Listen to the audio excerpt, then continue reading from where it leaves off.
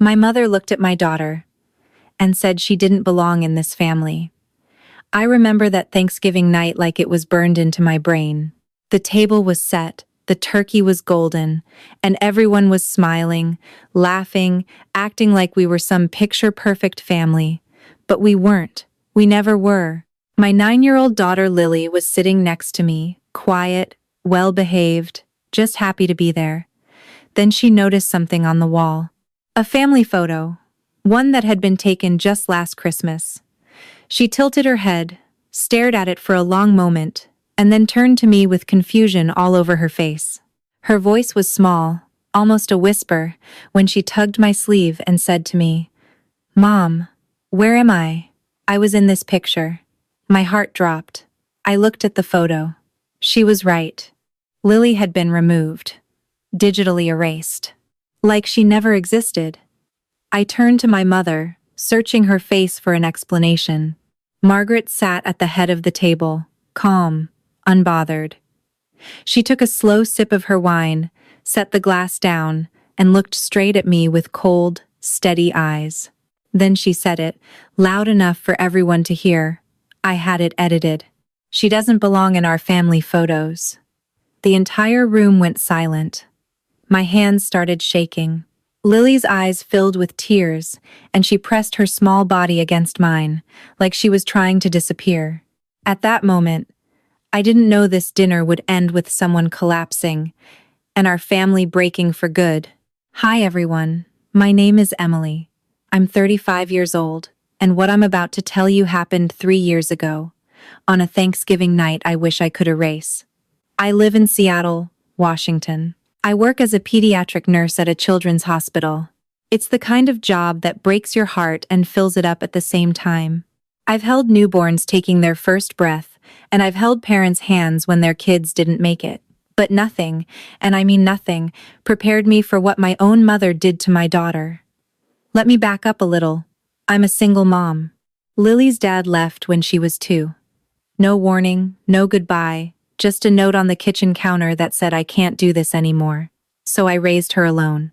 Every fever, every school play, every nightmare at 2 a.m. It was just me and her. And honestly, we were doing okay. Lily is the kind of kid who notices everything. She's quiet, but her mind is always working. She picks up on moods, on tension, on things adults try to hide. She's 9, but sometimes she feels like an old soul, trapped in a little body. Now my mother, Margaret, she's 65, retired school teacher, lives about 3 hours south of Seattle in a big house she inherited from my grandparents. Growing up, she was strict, but I always thought she loved us in her own way. My older brother Kevin was always her favorite, but I made peace with that a long time ago. What I couldn't make peace with was how she treated Lily.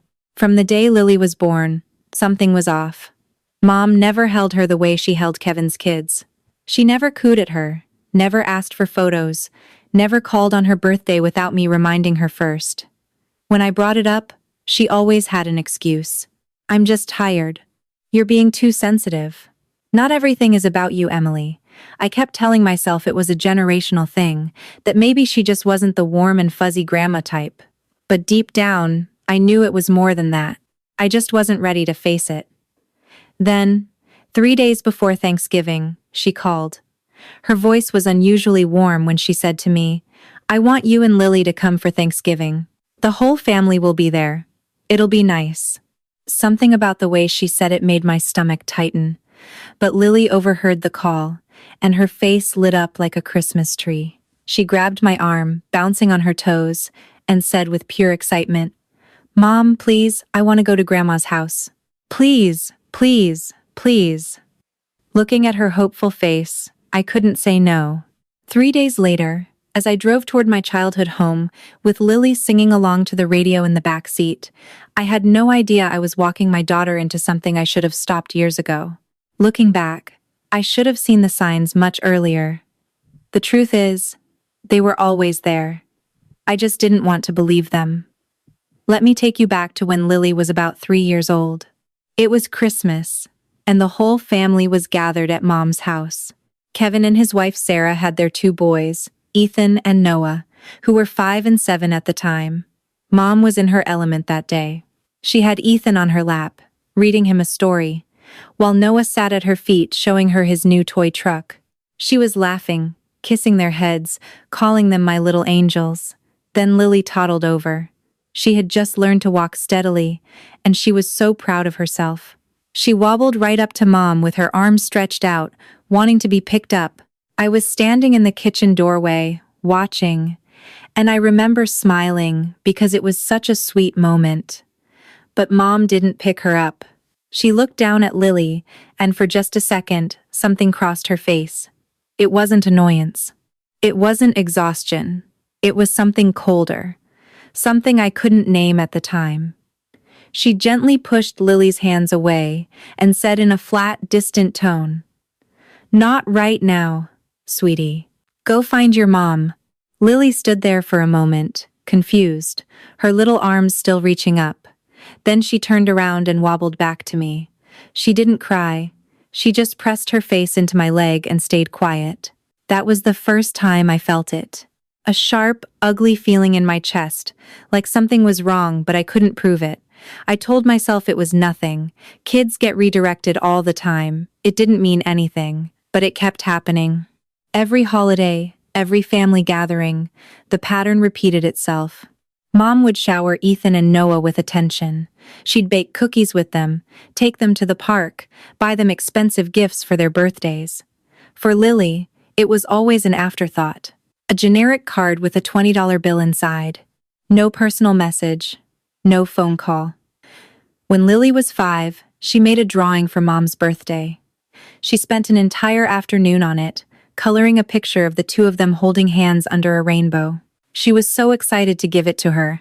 I watched as Lily ran up to Mom at the birthday dinner and held out the drawing with both hands, her face beaming with pride.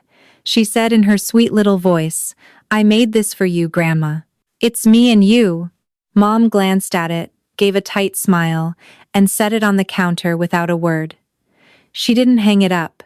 She didn't say thank you. She just turned back to Kevin's boys and continued talking to them. Lily's face crumbled. She didn't throw a tantrum or make a scene. She just walked back to me quietly, sat in my lap, and whispered with her eyes down. "She didn't like it, Mom." My throat closed up. I pulled her close and kissed her head, trying to keep my voice steady. I said softly, holding back my own tears, "She loved it, baby. She's just busy right now."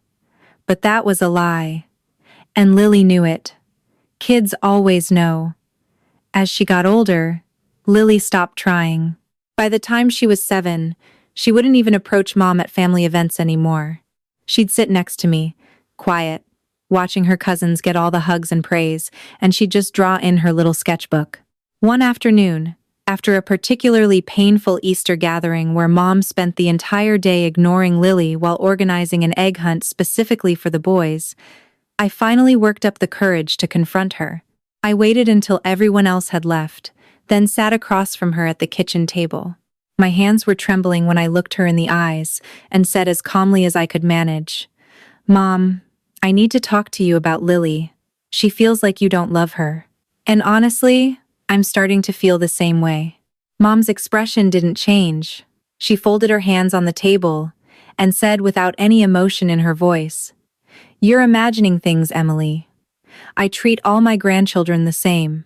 I shook my head, feeling frustration and hurt rising in equal measure. I leaned forward and said with a shaking voice, "No, you don't. And we both know it. Why? What did she ever do to you?" There was a long pause. Mom looked away, staring out the kitchen window at the backyard. For a moment, I thought she might actually tell me the truth. Then she turned back, and her face was a wall again. She stood up, brushed off her apron, and said in a tone that made it clear the conversation was over, "She reminds me of someone. That's all I'm going to say." She walked out of the kitchen before I could respond. I sat there alone, my mind spinning, trying to figure out what she meant. Who did Lily remind her of? And why did it make her treat my daughter like she was invisible? I didn't get answers that day, and I wouldn't get them for another 2 years. But everything escalated the moment we stepped into that house again. The drive from Seattle to Mom's house took almost 3 hours. Lily was in the back seat the whole time, flipping through a book she'd brought along, occasionally looking out the window at the passing trees. She was quieter than usual. About halfway through the drive, she closed her book and said in a small, uncertain voice, "Mom, do you think Grandma will be nice to me this time?" That question hit me like a punch to the gut. No 9-year-old should have to ask something like that before visiting their own grandmother.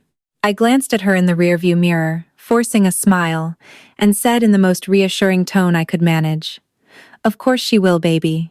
She invited us, remember? She wants us there." Lily nodded slowly, but I could tell she wasn't convinced. Honestly, neither was I. When we finally pulled into the driveway, the house looked like a magazine cover. Mom had gone all out. There were autumn wreaths on the door, string lights along the porch, and through the windows I could see the warm glow of candles on the dining table. For a moment, I let myself believe that maybe this time would be different. Maybe she really did want to make things right. Kevin's SUV was already parked out front. As we walked up the porch steps, the front door swung open, and Kevin appeared with a big grin on his face. He spread his arms wide and said in his usual loud, cheerful voice, "There she is, my little sister finally made it." He hugged me tight, then crouched down to Lily's level. He ruffled her hair and said warmly, "Hey there, kiddo. You've gotten so tall. What are they feeding you up in Seattle?" Lily giggled, and for a second, things felt normal. Kevin had always been kind to her. He wasn't the problem. We stepped inside, and the house smelled incredible. Turkey, cinnamon, fresh bread, all of it mixing together in that familiar holiday scent.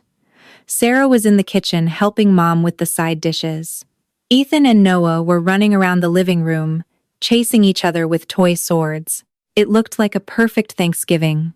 But I'd learned a long time ago that perfect in this family was just a costume.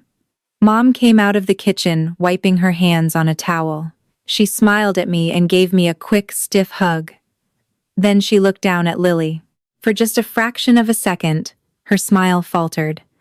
It was so brief that no one else would have caught it, but I did. She recovered quickly, patting Lily on the shoulder and saying in a polite but hollow voice, "Hello, Lily. Go play with your cousins.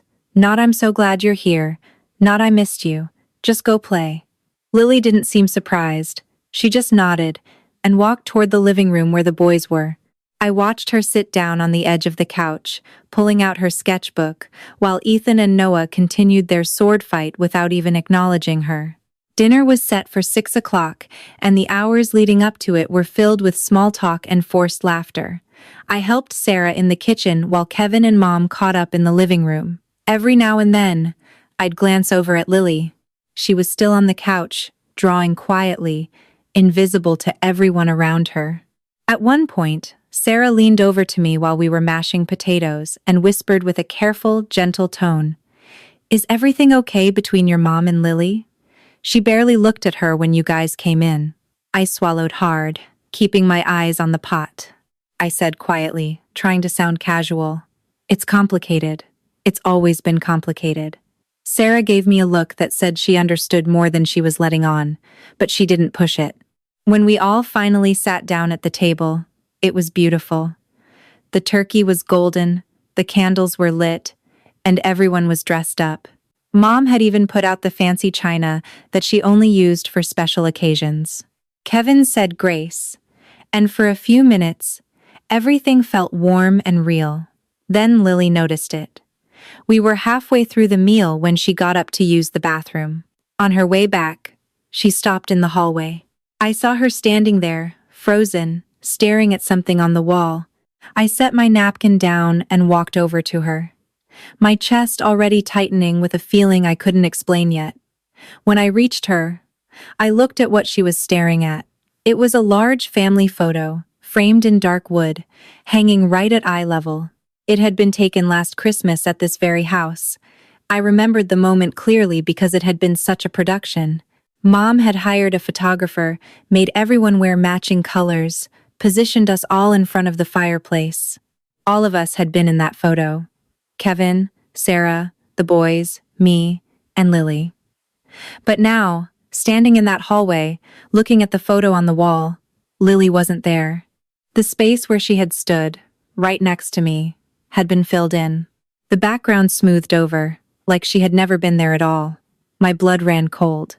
Lily looked up at me, her eyes wide and glassy, and her voice cracked when she said to me, "Mom, where am I?" I was in this picture, I remember.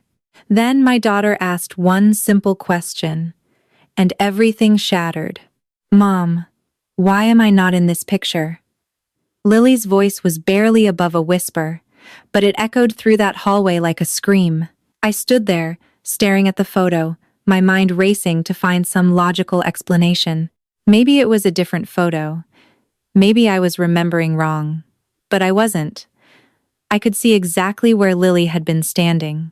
Right next to me, in her little red dress with the white collar, the one she'd picked out herself because she wanted to look pretty for the family picture. And now that spot was empty, smoothed over, erased. My hands were shaking when I took the frame off the wall. I held it closer, examining every detail. The editing was professional. Someone had paid good money to have this done. This wasn't an accident. This was deliberate. I put the photo under my arm and walked back into the dining room. Everyone was still eating, still laughing, still pretending everything was fine. I stood at the edge of the table, holding up the frame, and said in a voice that was somehow steady despite the storm building inside me, "Can someone explain this to me?" The laughter died. Forks stopped moving. Kevin looked up first, his eyes going from my face to the photo and back again. Sarah put her hand over her mouth. The boys kept eating, oblivious. Mom didn't even look up. She cut a piece of turkey, placed it in her mouth, and chewed slowly. That calmness, that deliberate, calculated calmness, made my skin crawl. I set the photo down on the table, right in the center, next to the turkey, and said louder, my voice cracking at the edges. Lily was in this photo. She was standing right next to me. And now she's gone. Someone edited her out. Silence. Complete suffocating silence. Kevin shifted uncomfortably in his chair. Sarah stared at her plate. Nobody said a word. Then, Lily stepped out from behind me. She had followed me back to the dining room, and now she was standing there in front of everyone, this tiny 9-year-old girl, looking at her grandmother with eyes full of confusion and hurt. She took a small step forward and said in a trembling voice that broke my heart into 1,000 pieces, "Grandma, did you take me out of the picture? Don't you want me in the family?" That was the moment I watched something shift in my mother's face. The mask she'd been wearing all evening, the polite smiles, the hollow welcomes, it all dropped. She set her fork down, dabbed her mouth with her napkin, and looked directly at Lily. Not with warmth, not with guilt, with something cold and final. She said flatly, without a trace of hesitation, "Yes, I had you removed. Because you don't belong in our family photos." The room went dead. I felt like the floor had been ripped out from under me. Kevin's jaw dropped. Sarah gasped. Even the boys stopped eating and looked up, sensing that something terrible had just happened. Lily didn't move. She stood perfectly still, her little hands hanging at her sides, her chin quivering. A single tear rolled down her cheek, but she didn't make a sound. She just stared at her grandmother, like she was waiting for someone to tell her it was a joke. But nobody did. My whole body was vibrating with rage. I stepped in front of Lily, shielding her, and leaned toward my mother across the table. My voice came out low and dangerous when I said through clenched teeth, "What did you just say to my daughter?" Mom didn't flinch. She folded her hands in her lap and repeated herself, louder this time, like she wanted to make sure everyone heard it clearly. "She doesn't belong, Emily. She never has. Every time I look at her, I see something that shouldn't be here. I've tried to ignore it, but I can't anymore." Kevin finally found his voice. He pushed his chair back and said with a stunned, almost disbelieving tone, "Mom, what are you talking about? She's your granddaughter. She's blood." Mom shook her head slowly and said with a bitterness that had clearly been building for years, Blood doesn't always mean family, Kevin. You wouldn't understand. I felt Lily's small hand grab the back of my shirt. She was trembling. I reached behind me and held her hand, squeezing it tight, trying to tell her without words that I was there, that I wouldn't let anyone hurt her.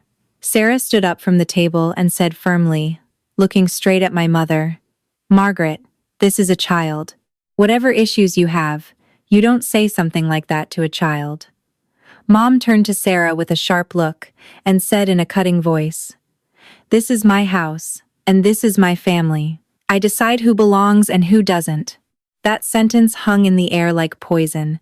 I could feel it seeping into every corner of the room, into every person sitting at that table. Kevin ran his hands through his hair, looking torn between confronting his mother and keeping the peace. Sarah had her arm around Noah, who looked scared.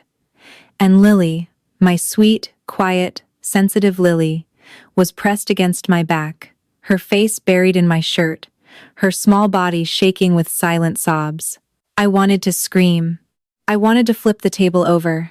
I wanted to grab my daughter and run out that door and never come back. But I didn't. Not yet, because I needed to understand. I needed to know why. What had my daughter ever done to deserve this? What was it about this innocent little girl that made my own mother want to erase her? I pulled Lily to my side, wrapped my arm around her, and looked at my mother with tears burning in my eyes. I said quietly, my voice barely holding together, "You owe me an answer, Mom. You owe both of us an answer. Why do you hate my daughter?" Mom's face twitched. For the first time that night, I saw something crack behind her eyes.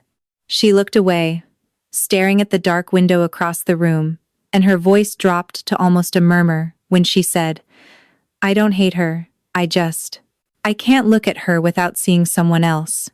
But the worst part wasn't what she said next. The room was still. Nobody moved. Nobody breathed. My mother sat at the head of the table, her hands clasped together so tight her knuckles had turned white. She was staring at a spot on the tablecloth, her jaw clenched, like she was fighting something inside herself that had been locked away for decades. I kept my arm around Lily, who was still pressed against me, her tears soaking through my sleeve. I didn't push, I just waited. And then, slowly, like a dam finally giving way, my mother started talking. Her voice was different now, not cold, not sharp. It was hollow, like someone speaking from the bottom of a well. She said quietly, almost to herself, "I had a sister. Her name was Ruth." Kevin's head snapped up. He looked at me, then back at Mom. His face said what I was thinking. We'd never heard of any sister. Not once in our entire lives. Mom continued, her eyes still fixed on the tablecloth.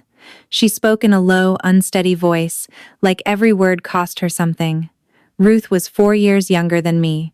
She was beautiful.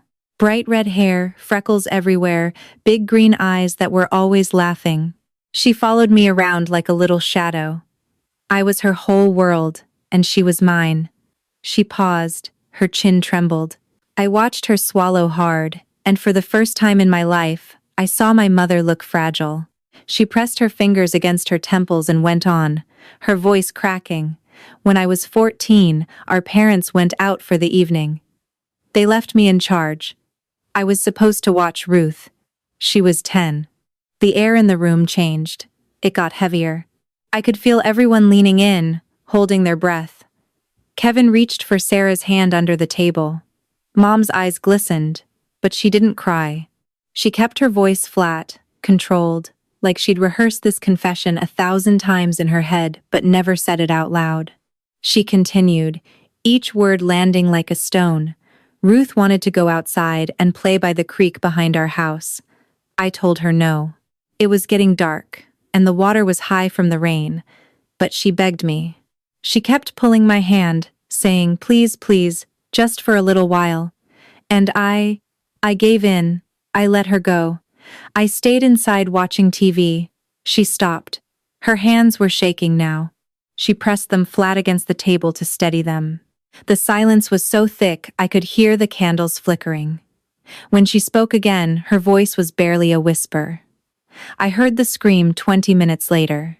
By the time I got to the creek, she was face down in the water. The current had pulled her under.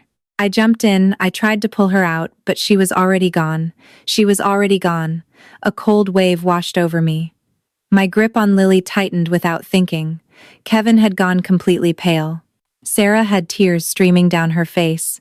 Even the boys had gone quiet, sensing the weight of what was happening even if they couldn't understand it. Mom lifted her head and looked directly at me. Her eyes were red, raw, decades of buried grief suddenly exposed under the dining room lights. She said with a voice that shook with pain she'd been carrying for over 50 years, "My parents never forgave me. My father didn't speak to me for 2 years. My mother told me I killed her baby. And she was right. I did. I was supposed to protect her, and I let her die." I felt my own tears falling now. Not because I forgave what she'd done to Lily, I didn't, but because I was suddenly looking at a woman I thought I knew, and realizing I never knew her at all. Mom wiped her eyes with the back of her hand, a rough, angry gesture, like she was mad at herself for showing weakness. Then she looked at Lily, who had lifted her face from my arm and was staring at her grandmother with wide, wet eyes. Mom's voice broke completely when she said, barely able to get the words out, "The red hair, the freckles, those green eyes. She looks exactly like Ruth. Every time I see her, I see my sister. I see that night. I see what I did. And I can't bear it." The pieces fell into place with a sickening clarity. Every ignored birthday, every cold shoulder, every time Mom looked at Lily and turned away. It was never about Lily. It was about a dead girl named Ruth, who drowned in a creek 50 years ago because a 14-year-old made a mistake she could never undo. I understood it. In that moment, standing in that dining room with my daughter trembling beside me, I understood the source of my mother's cruelty. The guilt had eaten her alive for decades, and every time she looked at Lily, it ripped the wound wide open again. But understanding didn't make it okay. Not even close. Because my daughter, my innocent, sweet, 9-year-old daughter, had spent her entire life feeling unloved by her own grandmother. She had spent years wondering what was wrong with her, why Grandma didn't hug her, why Grandma didn't call, why Grandma looked at her like she was something painful. And the answer was that she looked like a ghost. Lily didn't ask to be born with red hair and green eyes. She didn't ask to resemble someone she'd never met. She was a child, not a reminder, not a punishment, not a ghost. I looked at my mother, tears running down my face, and said in a voice that was equal parts grief and fury, "I hear you, Mom. I hear what happened to you, and I'm sorry you went through that. I truly am. But you took your pain and put it on a little girl who never did anything wrong. You punished her for existing. And that I will never be okay with." Mom flinched. She opened her mouth to respond, but no words came out. Kevin was staring at the table, his face twisted with emotion. Sarah was holding both boys close, tears still falling, and Lily, my brave little girl, looked up at me and whispered in a voice so small it nearly destroyed me, "Mom, is it my fault that I look like her?" My heart shattered. I knelt down in front of her, held her face in both my hands, and said with everything I had, every ounce of love and conviction in my body, "No, listen to me. None of this is your fault. You are perfect exactly the way you are. Do you hear me?" "Perfect," Lily nodded, but her lip was still trembling. I pulled her into my chest and held her so tight I could feel her heartbeat against mine.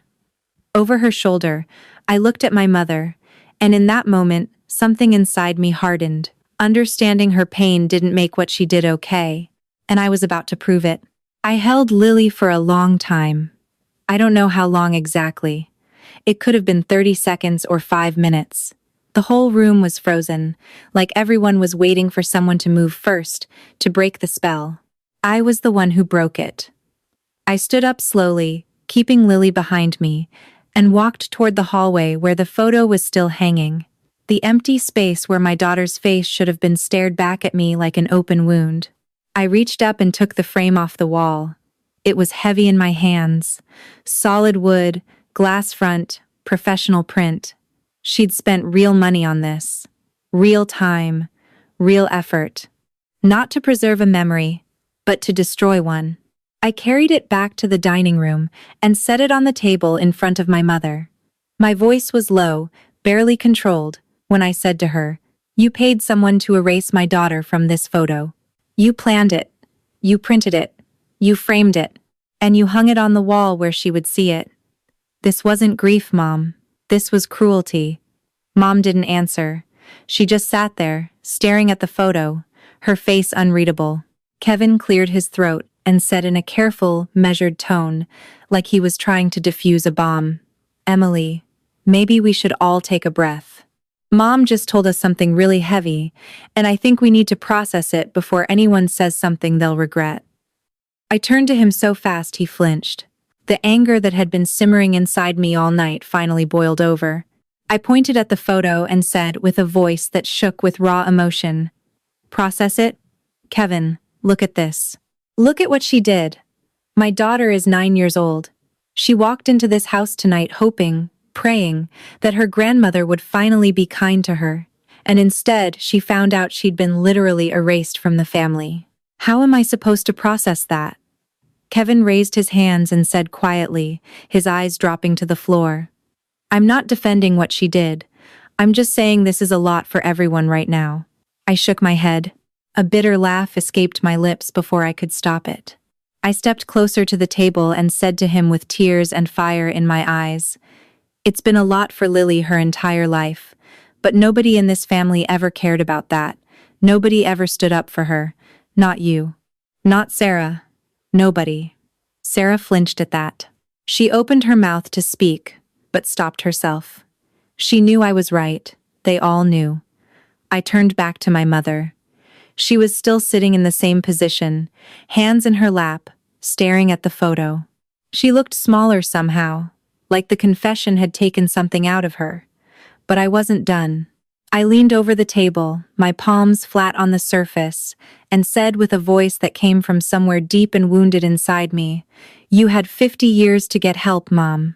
50 years to go to therapy, to talk to someone, to deal with what happened to Ruth. But instead, you took it out on a child. My child. And the worst part is, you didn't even feel bad about it. You sat here tonight and told a 9-year-old she doesn't belong in her own family. What kind of person does that?" Mom's eyes finally lifted to mine. There were tears in them now, real tears, not the controlled kind. Her voice was raw and ragged when she said, "I know what I did, Emily. You think I don't know? I live with it every single day. I look at that little girl, and I see Ruth drowning, every single time. I can't stop it. I can't control it." I felt the tears running down my own cheeks, but the anger didn't let up. I picked up the framed photo from the table and held it in front of her face. My hands were trembling when I said in a voice barely above a whisper, "This is not Ruth. This is Lily. She is alive. She is here. And she deserved a grandmother who loved her." Then I did something I never thought I'd do. I lifted the frame above my head and slammed it down on the hardwood floor. The glass exploded outward with a sharp crack that made everyone jump. Shards scattered across the floor like pieces of something that could never be put back together. The photo inside crumpled and tore. Lily yelped and pressed her hands over her ears. Sarah pulled the boys closer. Kevin stood up from his chair but didn't move forward. Mom just stared at the broken frame on the floor, her face white as paper. The room smelled like turkey and candle wax and broken glass. I was breathing hard, my chest heaving, my hands bleeding from where a shard had caught my palm, but I didn't feel it. I didn't feel anything except the fire burning through my veins. I picked Lily up. She was crying softly, her arms wrapped tight around my neck, her face buried in my shoulder. I held her with one arm and grabbed our coats from the hook by the door with the other. Then I turned to face my mother one last time. My voice was calm now. Calm in the way that comes after a storm has already destroyed everything. I said to her with absolute finality, "We're done, Mom. I'm done pretending this family is something it's not. I'm done making excuses for you. And I'm done letting my daughter be your punching bag. Don't call me, don't write, don't show up at my door. As far as I'm concerned, you don't have a granddaughter anymore. You made sure of that yourself. Mom opened her mouth. No sound came out. Kevin took a step toward me, his hand raised, and said with desperation in his voice, "Emily, wait. Please, don't do this. She needs help. We can figure this out." I looked at my brother. The brother who never once stood up for Lily in 9 years. The brother who watched my mother ignore my daughter at every single gathering and never said a word. I said to him quietly, with no anger left, just exhaustion, "You had 9 years to figure it out, Kevin. 9 years." Then I walked out the front door into the cold November air, carrying my daughter, leaving behind the broken glass, the cold turkey, and a family that had been crumbling long before I shattered that frame. That should have been the end. But life had other plans. The drive back to Seattle that night was the longest 3 hours of my life. Lily fell asleep in the back seat about 20 minutes in, her face still streaked with dried tears, her little body curled up under my jacket like she was trying to make herself as small as possible. I drove in silence. No radio, no music. Just the hum of the engine and the sound of my own breathing. My right hand was wrapped in a napkin I'd grabbed on the way out. The cut from the glass wasn't deep, but it stung every time I gripped the steering wheel. I didn't care. The physical pain was nothing compared to what was going on inside me. When we finally got home, I carried Lily inside and put her straight to bed. She woke up just enough to mumble something I couldn't quite hear, then rolled over and pulled the blanket up to her chin. I stood in her doorway for a long time, watching her breathe, trying to convince myself that I'd done the right thing. The next morning, I called in sick to work. I couldn't face a 12-hour shift at the hospital pretending everything was fine when my whole world had just caved in. I sat at the kitchen table with a cup of coffee I never drank, staring at my phone. 17 missed calls from Kevin. 4 from Sarah. 0 from Mom. That 0 hit harder than anything else. Not even a text. Not even a "let me explain." Nothing. Kevin had left a string of voicemails. I listened to the first one. His voice was strained and tired when he said, "Emily, please call me back. Mom's a mess. She hasn't stopped crying since you left. I know what she did was wrong, but she's still our mother. We need to talk about this as a family. Please." I deleted it. Then I deleted all the others without listening. I wasn't ready. I didn't know if I'd ever be ready. The days that followed were brutal. I went through the motions, got up, went to work, picked Lily up from school, made dinner, did laundry, but everything felt hollow. Like I was operating on autopilot while the real me was still standing in that dining room, staring at a photo with a hole where my daughter used to be. Lily was different too. She'd always been a quiet kid, but now she was silent. She stopped drawing in her sketchbook. She stopped asking to watch her favorite shows after dinner.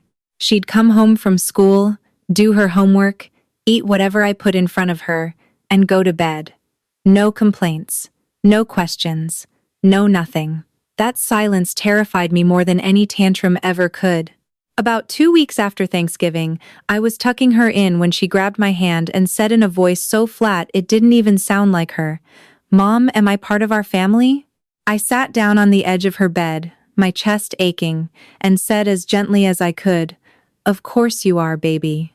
You're the most important part." She looked up at me with those big green eyes, the ones that apparently looked just like a dead girl's, and said with no emotion at all, "Then why did Grandma take me out of the picture?" I didn't have an answer that would make sense to a 9-year-old. I didn't have an answer that made sense to me. I just pulled her close and held her until she fell asleep. The next day, I called a therapist. Not for me, for Lily. Her name was Dr. Patel, and she specialized in childhood trauma. The first session, Lily barely spoke. She sat on the floor of Dr. Patel's office, drawing circles on a piece of paper, not looking up. But by the third session, she started opening up. Dr. Patel told me later that Lily had drawn a picture of a family. Everyone was in it, except herself. She'd drawn herself standing outside a window, looking in. When Dr. Patel asked her why she wasn't inside with the others, Lily said simply, "Because I don't belong there." Those words gutted me. I started therapy too, the following week. My therapist, a woman named Carol, helped me see things I'd been blind to for years. How I'd been so focused on keeping the peace with my mother that I'd allowed Lily to absorb all the damage. How my silence had become a kind of permission. How every time I made an excuse for Mom's behavior, I was telling Lily that her feelings didn't matter as much as Grandma's comfort. That realization nearly broke me, but it also rebuilt me. Over the next few months, things slowly started to change. I set boundaries I should have set years ago. I blocked Mom's number. I told Kevin that I loved him, but I wouldn't be attending any family events until further notice. I focused everything I had on Lily. We started doing things together, just the two of us. Weekend hikes, movie nights, baking cookies on Sunday mornings. Slowly, piece by piece, I watched my daughter come back to life. She started drawing again. She made a new friend at school named Harper. She joined the art club. One evening, about 8 months after that Thanksgiving, she came home from school with a painting she'd done in class. It was a picture of two people standing on top of a mountain, holding hands. She held it up to me, her face glowing with pride, and said with a real smile, the first one I'd seen in months, "That's us, Mom. Me and you. On top of the world." I hung it on the refrigerator, and I cried the second she left the room. We were healing. Slowly, imperfectly, but we were healing. Then one phone call changed everything. The call comes on a Tuesday afternoon, about a year after that Thanksgiving. Emily is at work when Kevin calls 3 times in a row.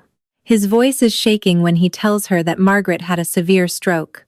She was found on her kitchen floor by a neighbor and airlifted to the hospital. The doctors say there's significant brain damage, and even if she survives, she may lose parts of her memory permanently. Emily is torn apart inside. Part of her wants to stay away. Part of her still remembers being a little girl who loved her mother. She picks Lily up from school and tells her what happened. To Emily's surprise, Lily says she wants to go too. Despite everything, despite the photo, the rejection, the cruel words, this 10-year-old girl chooses to show up. They drive 4 hours to the hospital. Kevin is in the waiting room, looking like a broken man. They walk together to the ICU. Margaret is lying in bed, small and fragile, hooked up to machines, barely conscious. The doctors explain that the stroke has severely affected her memory, and she drifts in and out, often confused about where she is and who is with her. Emily stands by the bed, feeling not anger but a deep, heavy sadness. Then Lily walks into the room. Margaret's eyes shift and lock onto Lily. Her whole face changes. She reaches out a trembling hand and starts calling Lily by Ruth's name, crying, begging for forgiveness, trapped in the guilt she carried for 50 years. She doesn't recognize Lily as her granddaughter. She sees only the sister she lost. Lily stands frozen, looking at her mother for guidance. Kevin turns away, unable to watch, and Lily faces a choice no child should ever have to make: to comfort the woman who erased her, or to walk away. 2 years have passed since that night, and our lives are nothing like they used to be. Mom survived the stroke, but she's not the same person anymore. The damage was extensive. She lost chunks of her memory, whole years just gone, like someone had taken an eraser to her mind, the same way she'd taken one to that photo. She lives in an assisted care facility now, about 20 minutes from Kevin's house. Most days she doesn't remember what she did to Lily. Sometimes she calls me and thinks I'm still in high school. Other times she asks about Ruth like she's still alive, waiting for her big sister to come play by the creek. Kevin visits her every week. He brings her flowers and sits with her, even when she doesn't know who he is. I go once a month. We don't talk about that Thanksgiving. We don't talk about the photo. There's nothing left to say about things that can't be undone. Lily is 11 now. She's taller, stronger, and braver than any kid I've ever known. She still sees Dr. Patel once a month, and so do I with Carol. The scars are still there, but they don't bleed anymore. She started painting again, not just little sketches in her notebook, but real paintings, big canvases full of color and light and movement. She even won first place at her school art show last spring. I cried in the parking lot after the ceremony. Not because I was sad, because my daughter, the girl who once drew herself standing outside a window looking in, had finally stepped inside. One night, while we were sitting on the couch watching a movie, she leaned into me and said quietly with a softness that took my breath away, "I'm glad I went to see her, Mom. Not for her. For me." I needed to know that what she did wasn't because of who I am. It was because of who she lost. I kissed the top of her head and held her close, feeling her heartbeat against mine, steady and strong. We're not a perfect family. We never were. But we're honest now. We protect each other. And we never, ever make someone feel like they don't belong. I learned something through all of this. Trauma is real. Pain is real. But it's never an excuse to hurt the people who love you. Silence isn't peace. It's permission. And the moment you stop protecting your child to protect someone else's feelings, you've already lost. Would you forgive someone who erased your child from their life?